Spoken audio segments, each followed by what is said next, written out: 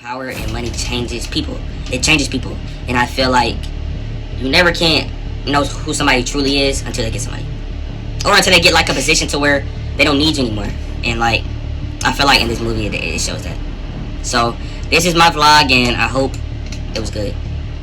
The most important scene is the final scene where Kate let the door close on her. And she realizes who Michael really was and really is, and that was important to me and to the movie, and I feel like it made the movie his first kill.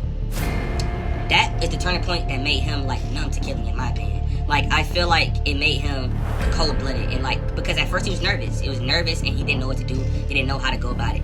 But after he becomes more serious and more quiet and like cold-hearted, ultimately, I feel like it's about power, family, and how people change. I know I said that, but it's how people change when they get power, how people change over time, because people do change over time, and they change for money. Money can change people faster than time can, in my opinion.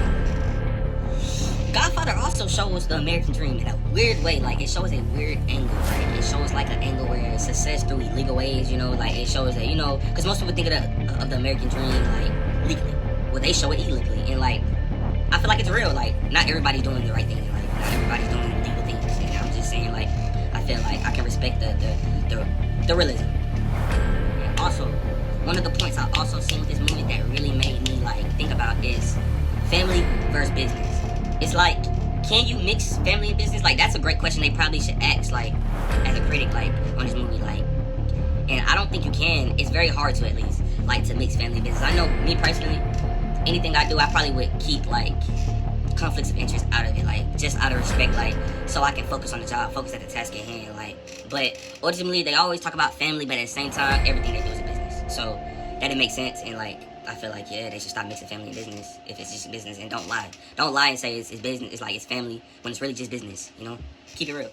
Overall, this movie really shows how power can change people. Like, power can make people do things and act out of character. Like, and I feel like anybody would do what Michael did. Anybody would act like him. Like, I can relate to that because, like, I know a lot of people that, like, even if it was like in school, like, you know, somebody was a line leader. You know, they always had a power, and it always went left, depending on the person.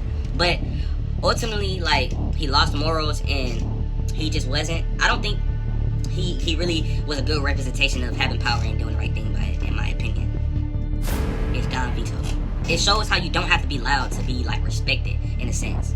You know, and also it's kind of like everybody respects him and they fear him. So it's kind of like one of those things, like, you don't have to be always loud and always, you know, woo to be respected and feared. So I like that about Don Vito. In conclusion, I would definitely have to rate this movie a 10 out of 10. Highly recommend it.